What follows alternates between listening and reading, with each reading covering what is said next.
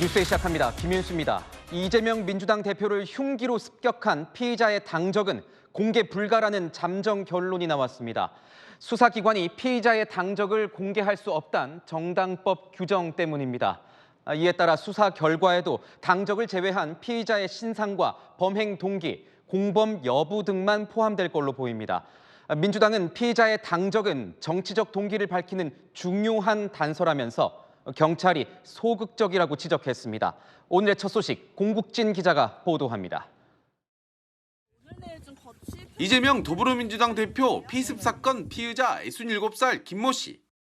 김 씨는 경찰 조사에서 과거 보수정당 당원으로 있다 지난해 민주당에 입당했다고 진술한 것으로 전해졌습니다. 이 대표 동선을 파악하기 위한 것으로 알려졌습니다. 경찰은 피의자 김 씨의 진술 확인을 위해 지난 3일 법원에서 영장을 발부받아 국민의힘과 더불어민주당에서 김 씨의 당적 이력을 조사했습니다. 경찰은 김 씨의 당적을 파악했지만 공개는 못할 전망입니다. 정당법 자체에 공개하지 못하게 돼 있다. 그 적혀 있지 않습니까? 현행법상 공개하고 말고 그러니까 재량의 권한이 없다. 정당법 24조엔 범죄 수사를 통해 알게 된 관계 공무원은 당원 명부 사실을 누설할 수 없다고 규정하고 있습니다. 이를 위반하면 3년 이하 징역이나 금고에 처해집니다. 개인 범죄를 특정 정당과 연관시키는 걸 막자는 취지입니다. 민주당은 경찰이 국민 앞에 단 한 점의 의혹도 남기지 않아야 한다며 김 씨의 당적 공개를 요구했습니다. 당적은 정책 동기를 밝히는 중요한 단서입니다. 경찰의 소극적 행태가 또 다른 논란과 혼란을 부를 수 있음을 유념하고 경찰은 이번 주 초 김 씨의 신상 공개 여부와 함께 범행 동기, 공범 등 최종 수사 결과를 발표할 계획입니다.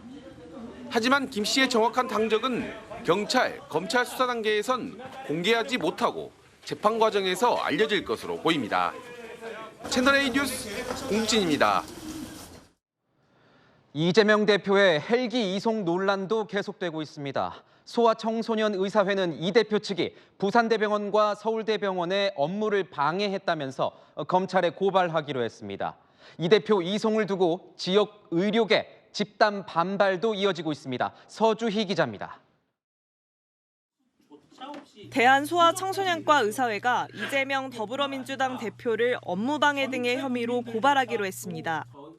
의사회는 내일 오전 11시 서울중앙지검에 헬기 이송과 관련된 천준호 당대표 비서실장, 정청래 최고위원도 함께 고발할 방침입니다. 부산대병원과 서울대병원에 대한 업무방해, 응급의료에 관한 법률 위반 혐의입니다. 의사회는 이 대표와 민주당 관계자들이 부산대병원 의료진 판단에 따르지 않고 세금으로 운영되는 소방 헬기를 동원했다고 주장했습니다.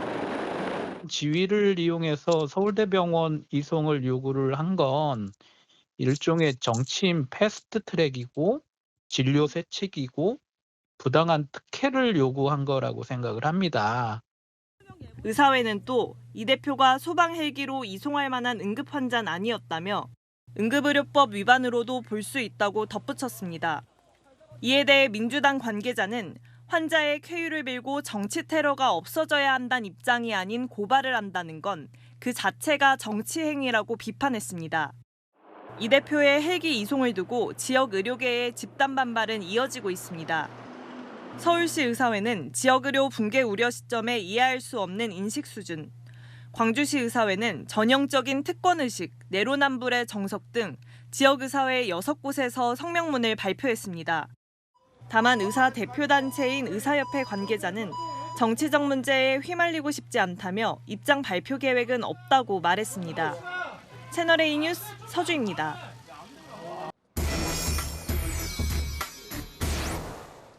아는 기자 시작합니다. 사회부 공태현 기자 나왔습니다. 자, 공 기자. 이재명 대표 이송을 두고 이 의료계 반발이 뭔가 심상치가 않습니다. 네, 지역의사회 곳곳에서 성명을 내고 있는데요. 서울을 포함해 부산과 경남, 광주, 전북, 대전 등에서 집단 반발이 일어나고 있습니다. 내용은 비슷한데 전라북도 의사회는 이 대표의 헬기 이송을 두고 지역 의료계를 무시하고 의료 전달 체계를 짓밟아버린 특혜 이송이라고 지적하고 있습니다. 말로는 지역 발전과 지역 의료를 얘기하지만 행동은 달랐다는 겁니다. 여기다 지방의사는 실력 없다는 메시지는 전국에 생중계한 것도 기름을 부었습니다.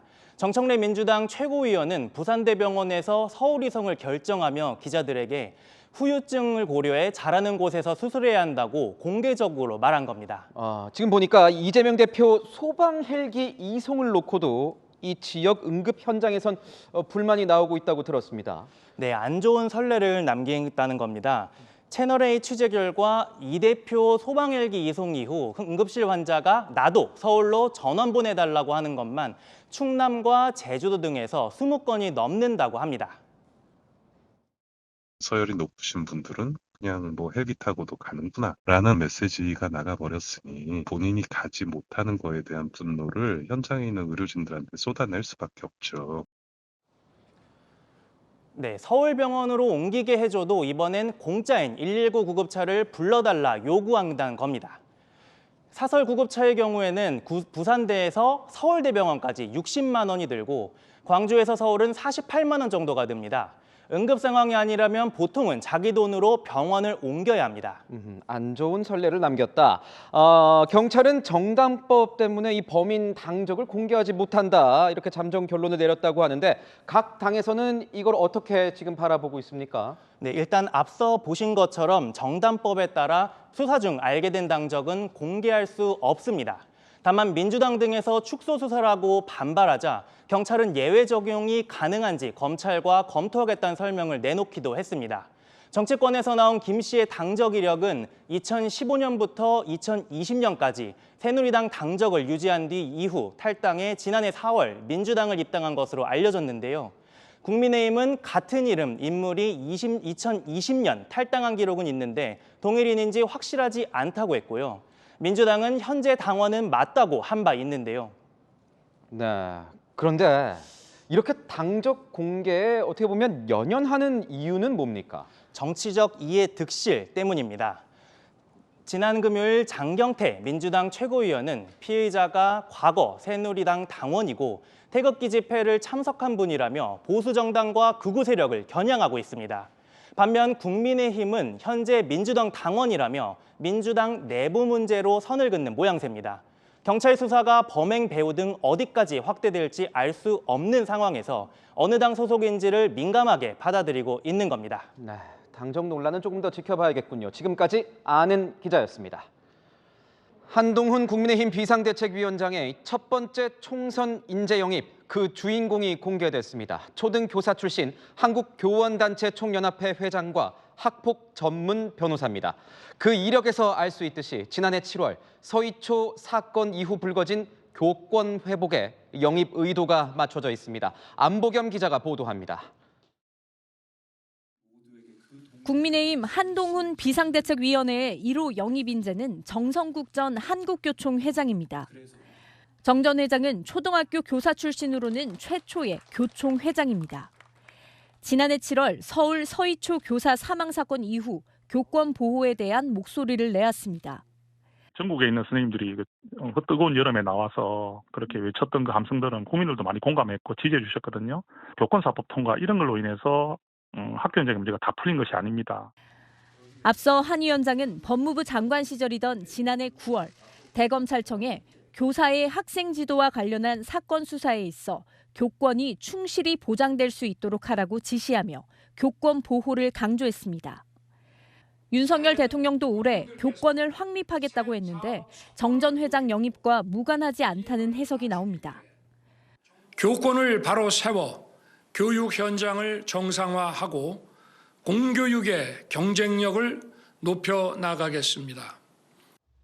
국민의힘은 내일 정 전 회장을 포함해 10년 넘게 학교폭력 피해자들을 대리해온 박상수 변호사도 영입 인재로 발표할 예정입니다. 더불어민주당도 내일 6호 영입 인재를 발표하며 영입 경쟁에 나섭니다. 민주당은 6호 인재는 우주 과학 분야 전문가로 우리나라를 대표하는 물리학자라고 예고했습니다. 채널A 뉴스 안보겸입니다. 민주당을 탈당한 이상민 의원이 이르면 내일 국민의힘에 입당합니다. 대전에 지역구가 있는 이 의원이 여당에 합류하면 민주당이 석권했던 대전 지역 표심에도 적지 않은 영향을 미칠 것이란 관측이 나옵니다. 조영민 기자입니다. 무소속 이상민 의원이 국민의힘에 입당하기로 했습니다. 이 의원은 지난달 3일 이재명 대표 체제 이후 이재명 사당, 개딸당으로 변질됐다며 더불어민주당을 탈당했습니다. 어제 한동훈 비상대책위원장과 회동 이후 최종 결심한 것으로 알려졌습니다.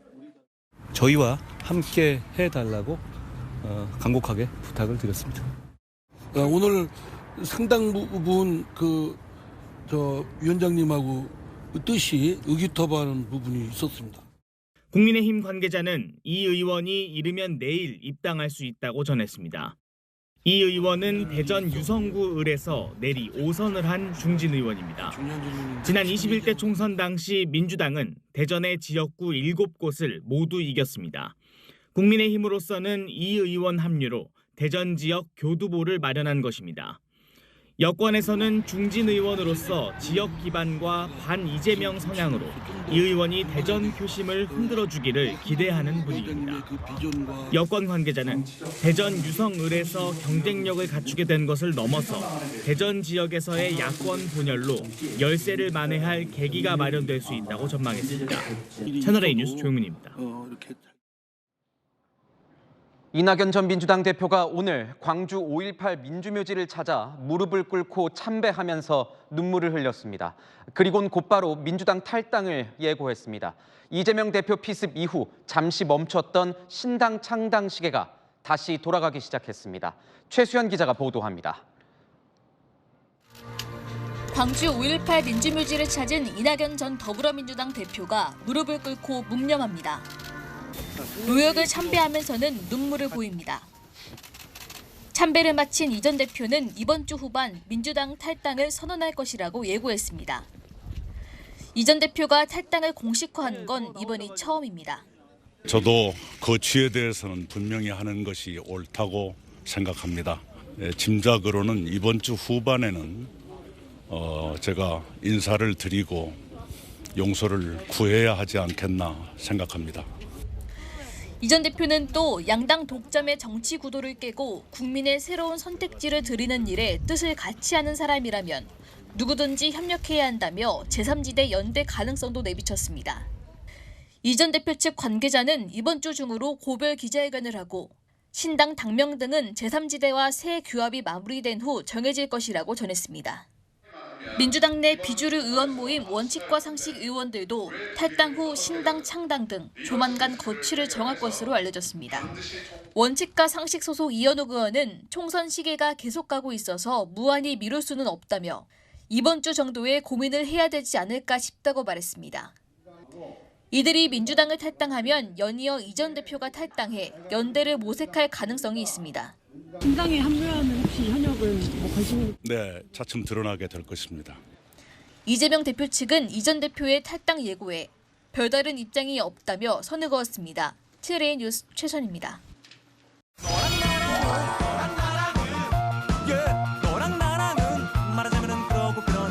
열왕여랑 정치부 이현재 기자와 함께하겠습니다.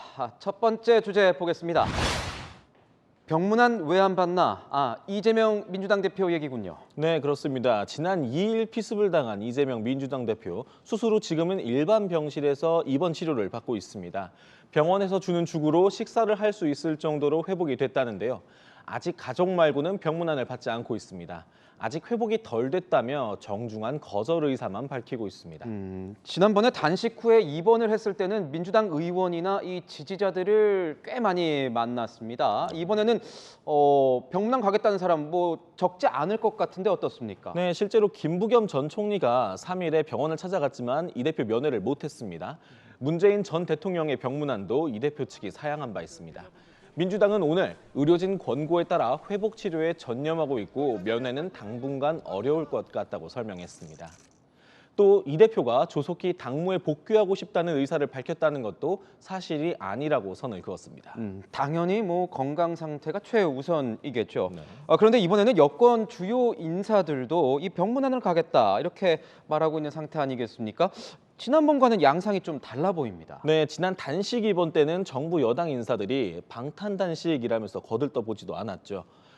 그런데 이번에는 정치 테러였던 만큼 대통령실에서부터 한동훈 국민의힘 비대위원장, 한덕수 국무총리까지도 병문안 의사를 밝혔습니다. 180도 달라진 상황인 거죠. 이 전 대표 측에 따르면 병문안을 누구는 받고 누구는 안 받고 이런 기준을 세울 상황이 아니기 때문에 모두 받지 못하는 측면도 있다는 설명입니다. 그렇군요. 네. 다음 주제로 넘어가겠습니다. 문재인 전 대통령, 이낙연 전 대표, 그리고 박성준 민주당 대변인이 보입니다. 같은 말, 다른 해석, 이건 무슨 얘기입니까? 네, 문재인 전 대통령 어제 김대중 전 대통령 탄생 100주년 기념식에서 이렇게 말했습니다.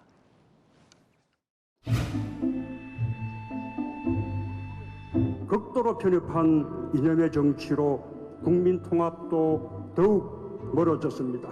정치가 다시 희망을 만들어내지 않으면 안 됩니다. 야권 통합으로 힘을 모으고 반드시 정권 교체를 이루라고 신신당부하셨습니다. 네, 이 메시지를 이 전 대표 측은 신당 창당 지지로, 민주당 측은 창당 반대로 완전히 다르게 해석했습니다. 지금의 정치가 희망을 만들어내지 못하고 있다는 뜻이라고 저는 받아들입니다. 무능하고 부패한 양당 독점의 정치 구도가 대한민국을 질식해하고 있습니다. 문재인 전 대통령이 얘기했잖아요. 야권 통합을 통해서 선거 승리라고 하는 것이 김대중 대통령의 뜻이라는 말씀을 했기 때문에 지금 시점에서 야권 분열이라고 하는 것은 김대중 대통령의 정신을 벗어난 것이고. 네, 이낙연 신당에 참여하는 이석현 전 국회 부의장은 SNS에 김대중 전 대통령의 야권 통합 당부는 사당화가 없었을 때라고 주장했고, 민주당으로 출마를 준비하는 박지원 전 국정원장은 문 전 대통령의 말은 단결해서 총선 승리, 정권 교체하자는 말씀이라고 해석했습니다. 문재인 전 대통령의 발언을 두고 이렇게 정반대 해석까지 내놓는 이유는 뭐라고 봐야 됩니까? 그만큼 문 전 대통령이 아직 당내 무게감이 상당하다는 방증일 겁니다. 양측 입장이 첨예하게 갈리는 이때 영향력 있는 전직 대통령의 지지만큼 정치적 정당성을 얻기 좋은 방법이 없겠죠. 네, 야권 상황 좀 더 지켜봐야겠습니다. 네. 마지막 주제 넘어가겠습니다. 명함. 박문규 전 산자부 장관 명함 같은데 어떤 명함입니까? 네, 수작업 명함입니다. 네, 지금 보시는 이 명함, 박문규 전 장관이 지난 5일 국민의힘 경기도당 신년인사회에서 직접 돌렸던 명함입니다. 자, 보시면 전자를 손으로 써놓은 수제 명함이죠. 장관이라는 이력을 활용하는 거 아니냐 이런 비판도 받을 수 있을 텐데요. 방 전 장관 측은 채널A에 아직 국민의힘 입당 전인데다 예비후보 등록도 안 한 상태라서 새 명함을 만들지 못했다고 설명했습니다. 방 전 장관이 아무래도 갑자기 차출이 됐으니까 이 총선 준비가 좀 덜 돼 보입니다. 네, 그렇습니다. 방 전 장관 총선 출마를 본격적으로 알리는 출판 기념회를 오늘 열었는데요. 하지만 야당에서는 지난 4일 퇴임한 방 전 장관이 재직 중에 총선을 준비한다고 책 썼던 거냐 이렇게 비판을 하기도 했었죠. 매 선거 때마다 장관들의 차출이 반복돼 국정 차질을 빚는다는 지적도 끊이지 않고 있는데요.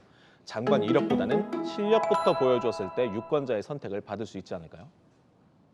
네, 지금까지 야랑이었습니다.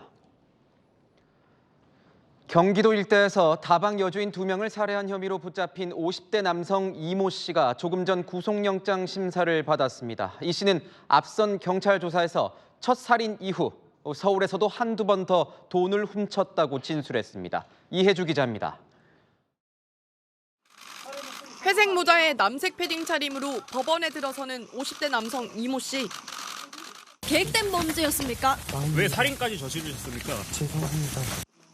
경찰 조사에서 이 씨는 고양시 다방 여주인을 살해한 이유에 대해 돈 훔칠 기회를 보고 있는데 주인이 나가라고 해 말다툼하다 우발적으로 살해했다고 말한 걸로 알려집니다. 실제로 이 씨의 범행 패턴은 비슷합니다. 나이 많은 여성이 혼자 밤늦게 운영하는 가게를 주로 노렸습니다. 주인이 화장실 가는 등 잠시 자리 비운 틈을 타 돈을 훔쳐 달아나는 겁니다. 실제로 고양시 다방 주인 살해 나흘 뒤 파주의 한 맥주집에선 주인이 자리 비운 사이 현금 통째 훔치기도 했습니다. 그런데 이 씨는 경찰 조사에 서울에서도 한두 군데 더 돈을 훔쳤다는 취지의 진술을 한 걸로 전해집니다. 자칫 주인과 실랑이가 벌어졌다면 추가 살인까지 이어질 수 있었던 상황. 다만 정확한 지역 등 자세한 정황을 기억 못하고 있어 경찰은 추가 조사 중입니다. 이 씨에 대한 구속영장 발부 여부는 오늘 중 결정됩니다. 채널A 뉴스 이혜주입니다.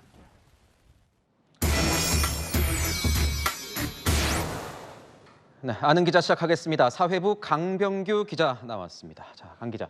이 다방 여주인 살해범 이모 씨 드러난 두 건의 이 살인 외에도 그 사이에 추가 범죄가 더 있는 것 같습니다. 네, 이 씨의 범행 패턴은 일정한데요. 밤늦게 여성 혼자 일하는 가게에서 돈을 훔치는 겁니다. 주인이 잠시 비우면 그새 털고 나온다는 건데 문제는 고향과 양주 다방처럼 이게 어그러지고 실랑이가 벌어지면 살인으로 이어진다는 겁니다. 이 씨는 1차 살인 후 도주하며 파주를 비롯해 서울 등에서 절도한 것으로 진술하고 있는데 자칫 여기서 문제가 생겼다면 추가 피해자가 나올 수 있었던 아찔한 상황입니다. 지금 경찰은 추가 범죄 여부를 정확히 따져보고 있습니다. 네, 그런데 이 공개 수배 시점이 논란입니다. 공개 수배 시점이 너무 늦은 것 아니냐 이런 지적도 나오고 있습니다. 네, 이 씨의 행적을 다시 살펴보면요. 지난해 12월 30일 경기 고양시에서 1차 살인이 있었죠. 경찰이 신원을 특정한 뒤 공개 수배를 논의했지만 바로 공개하지 않고 지난 3일 잠정 연기를 한 것으로 파악됐습니다. 이후 이틀 뒤인 5일 경기 양주에서 2차 살인이 발생했는데 그로부터 30분 뒤 경찰은 공개 수배 전단을 배포했습니다.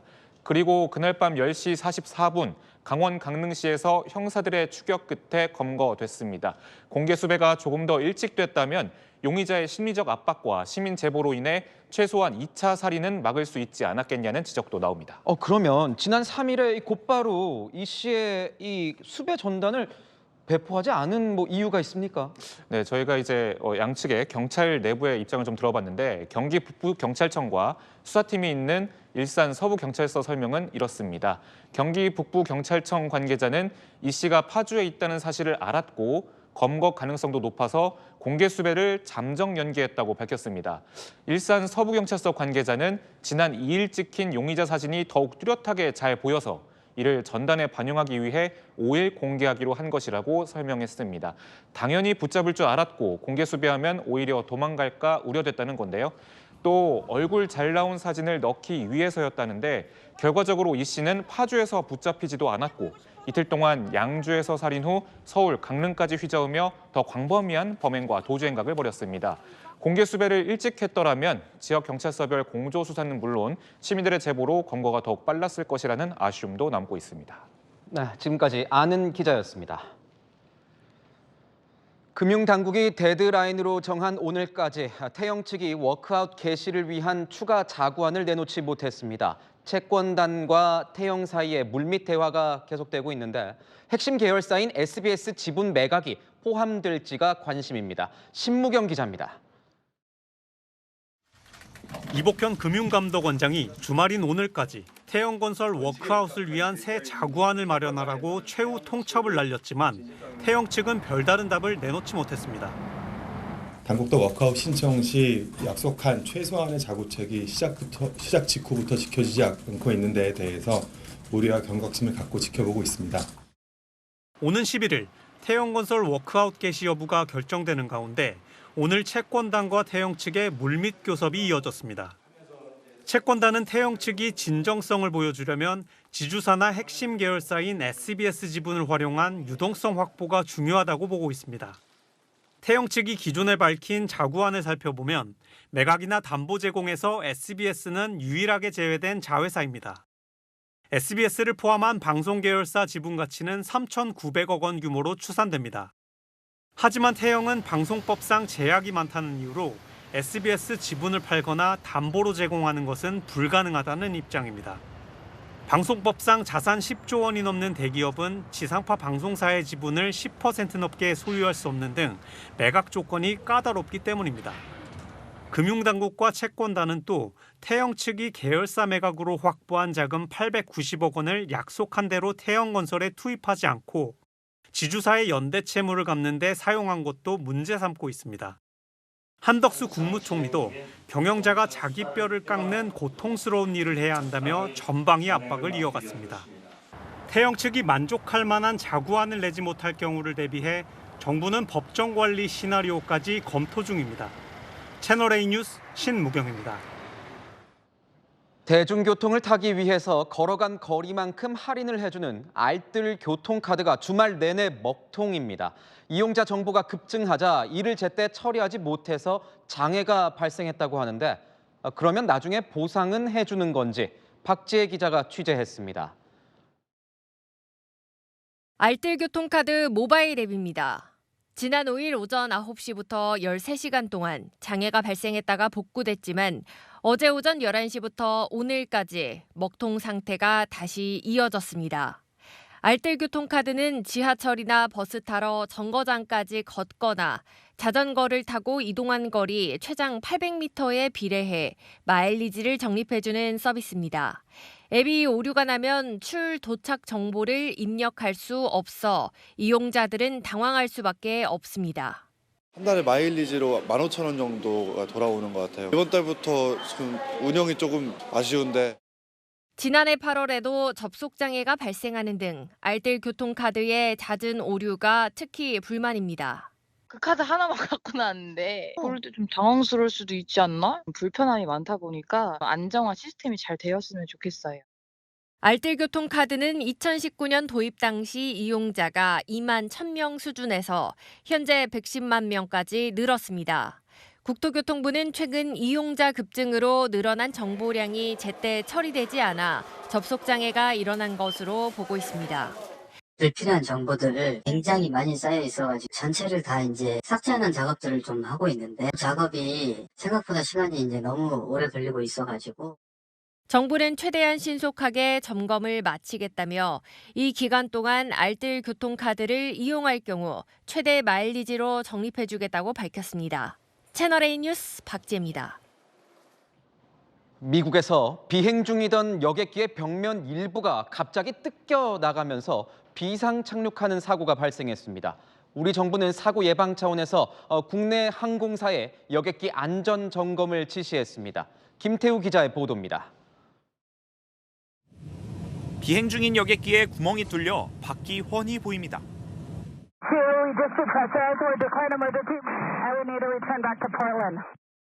갑작스런 사태에 승객들은 산소 마스크를 쓰고 당황해합니다.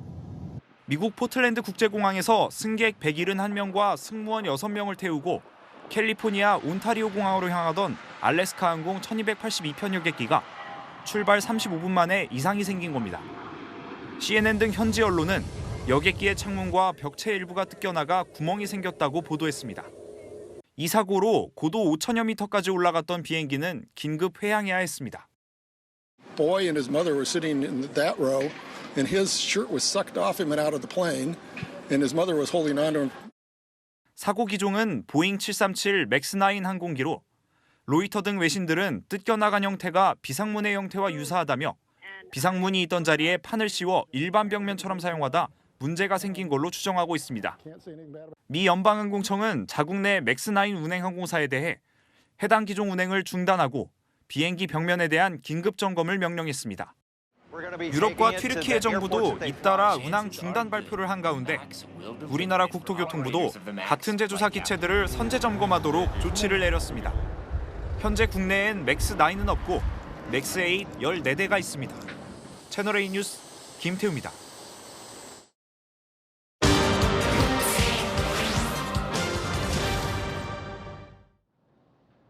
범죄를 저질러도 처벌을 면제받는 14살 미만의 아이들을 형사 미성년자라고 합니다. 최근 소년 범죄가 갈수록 늘어나고 수법이 흉포화되면서 이 형사 미성년자 기준 연령을 낮춰야 한다는 목소리가 커지고 있습니다. 해외에서도 법 체계를 조롱하는 소년 범죄에 대한 엄벌 여론이 커지긴 마찬가지입니다. 세계를 보다 김태림 기자입니다.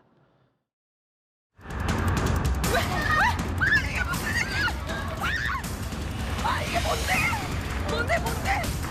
지난해 10월 태국 방콕 대형 쇼핑몰에서 일어난 총기 난사 사고로 3명이 숨졌습니다.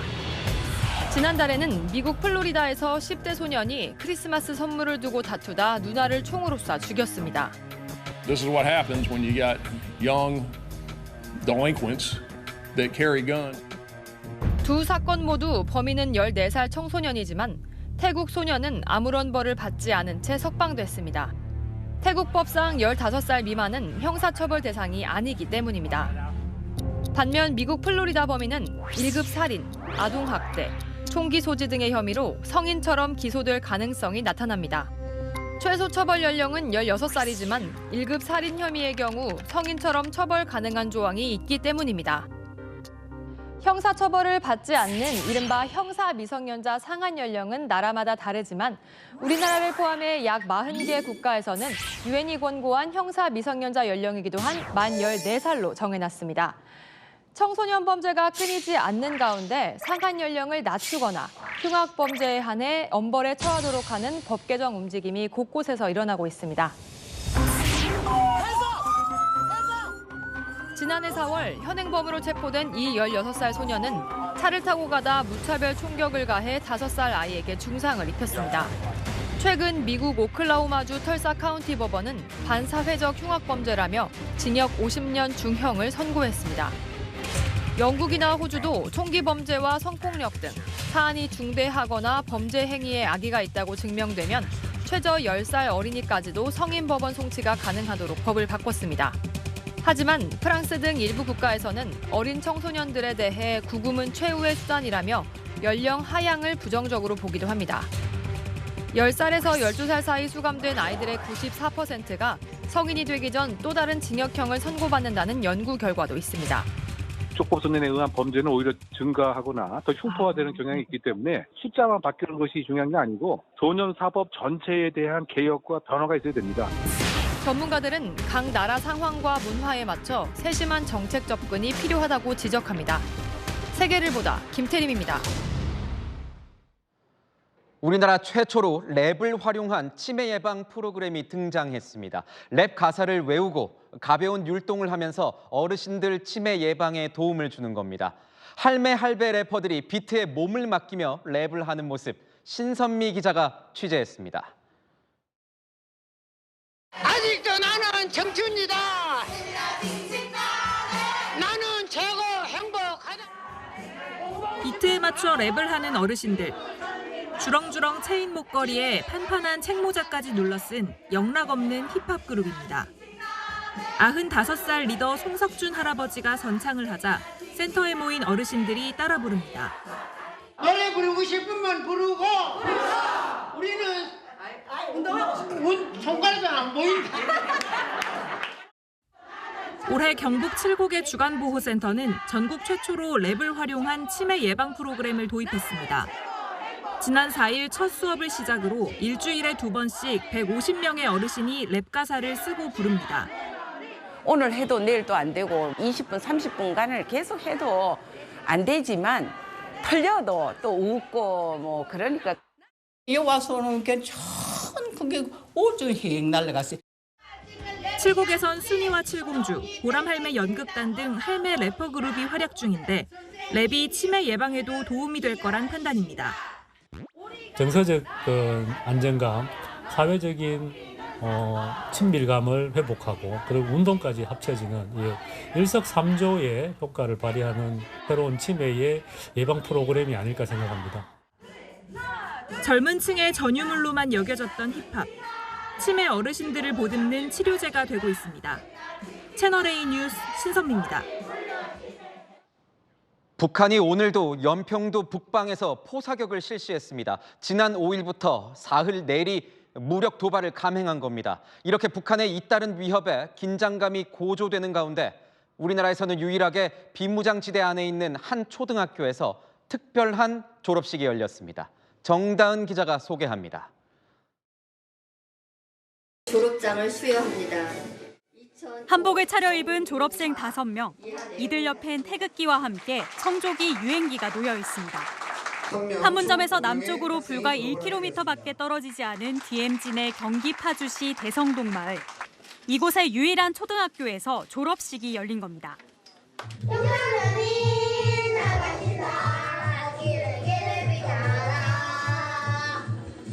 후배들은 선배들의 졸업을 축하하는 영상을 만들었고 교장 선생님은 졸업생들의 장래 희망을 언급하며 격려했습니다.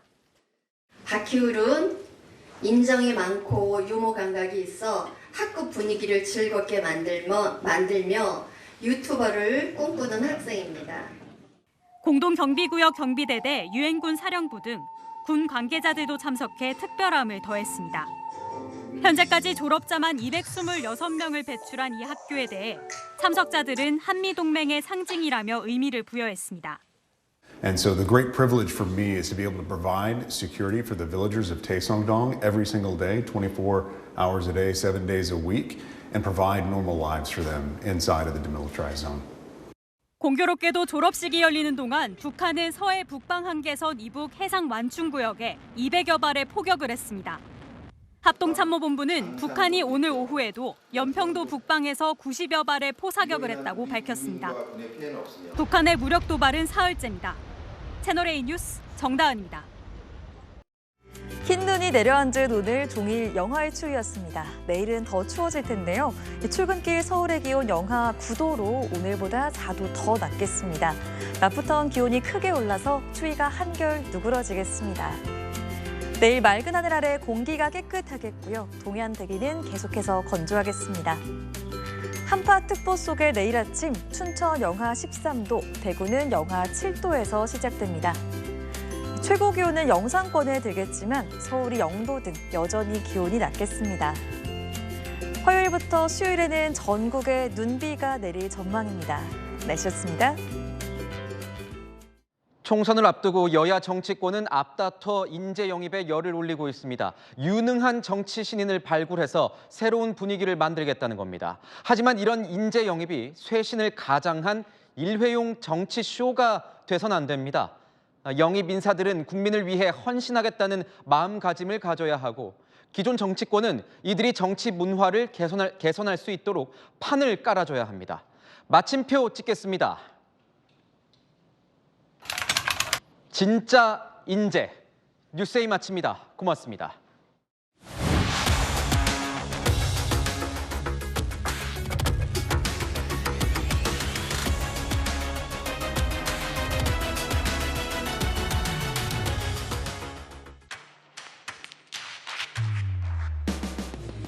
당신의 아침을 여는 보이는 라디오, 정치 시그널. 시사 보도의 최강자, 김진의 돌직구쇼. 돌직구쇼의 연장전, 더 남아. 생생한 뉴스 현장을 전한다. 뉴스의 라이브. 시사 보도의 강력한 한방, 강력한 4팀. 오늘의 10가지 뉴스. 대한민국 대표 뉴스쇼, 뉴스 탑10. 오전 8시부터 하루를 함께하는 채널A 시사 보도. 9월 4일부터 출격!